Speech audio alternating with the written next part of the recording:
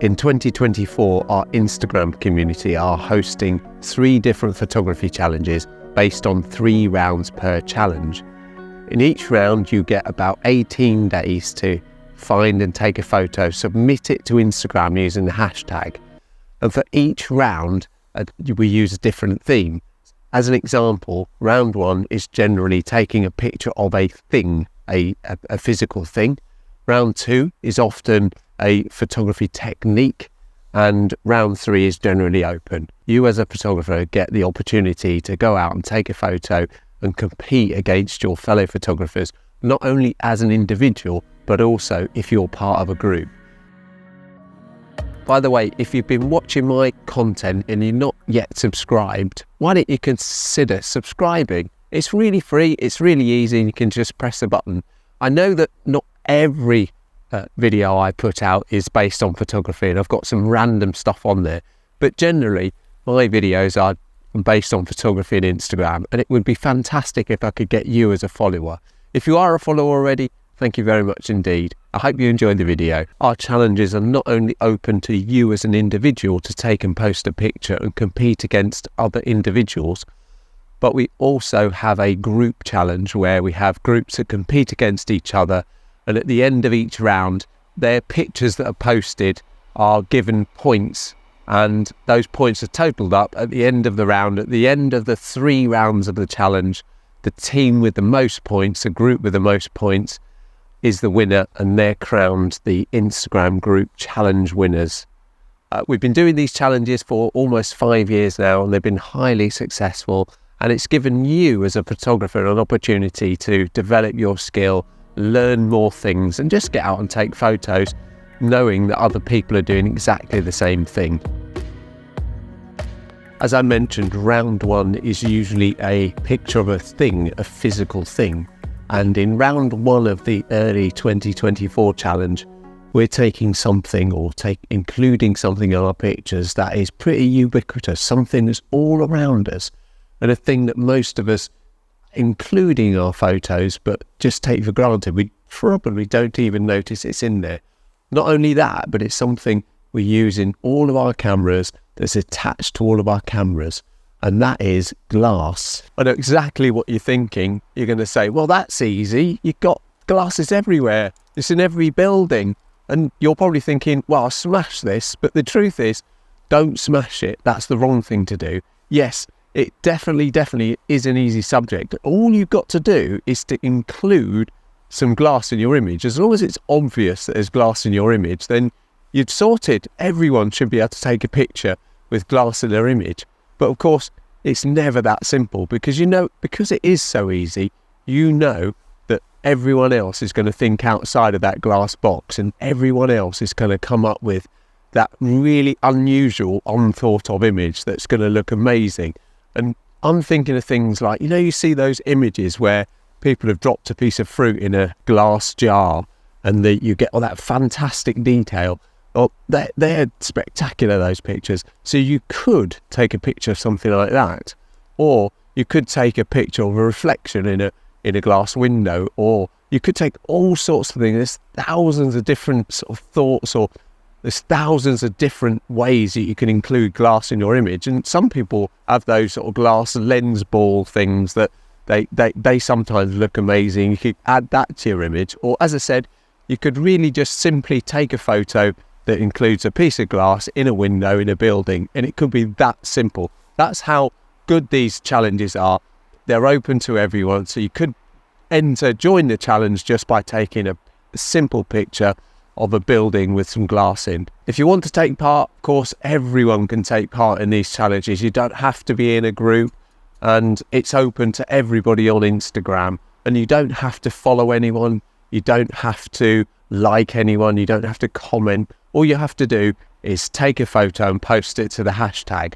And if you want to join in, if you want to get involved, and if you want to meet new people on Instagram, I'll leave a link in the comment section below of this video. If you click on that link, it'll take you to my Instagram page.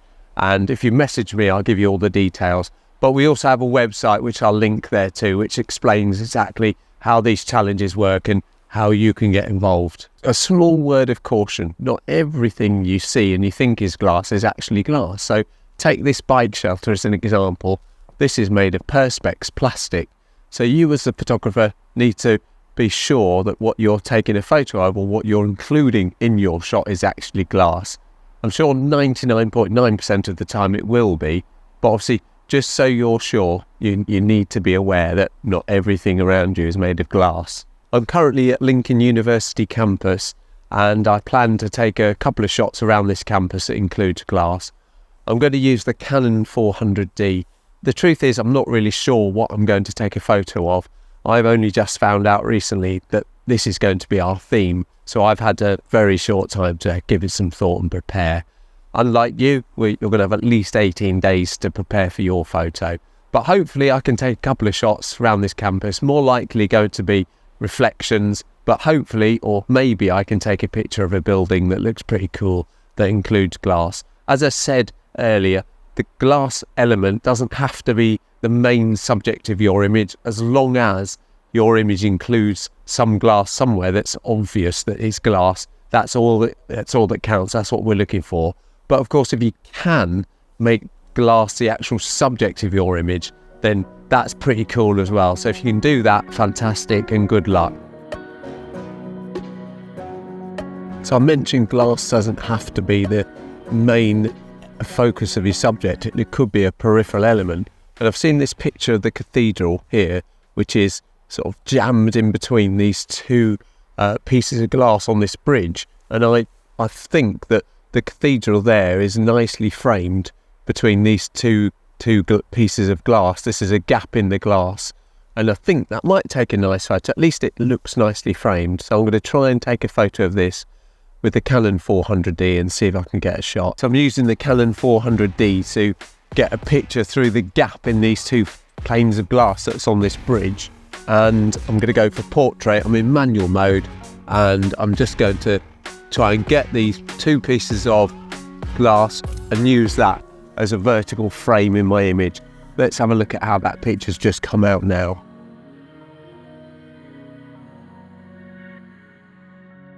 Another really cool image in Lincoln of the cathedral is often taken as a reflection on the bridge over the Brayford Pool, over the railway line.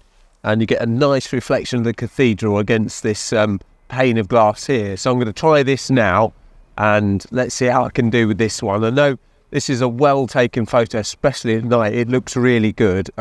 Obviously the edge of the cathedral is bathed in light, which is lovely. So I think it's going to be all right. I'm just taking a standard upright vertical shot to get this reflection in the whole length of this reflection. I think that's going to look all right. And I might take another one from the other side to make sure I've got the best image.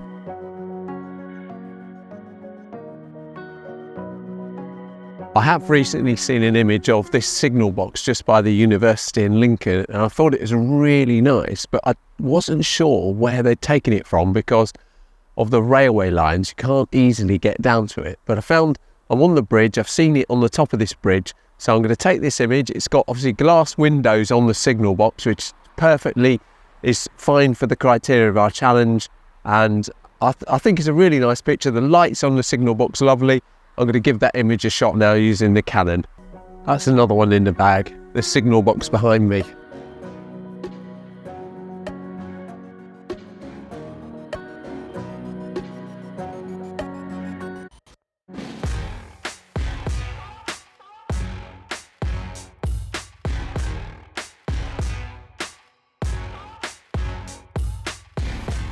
Thank you very much indeed for watching this video. I hope it's helped you and encouraged you and give you some motivation to go out and take a photo that includes glass. I know it's a bit of a random subject, but whether you're taking a photo for the challenge or not, I hope it's helped a little bit. If you have enjoyed the video, why not give it a like? That'd be fantastic.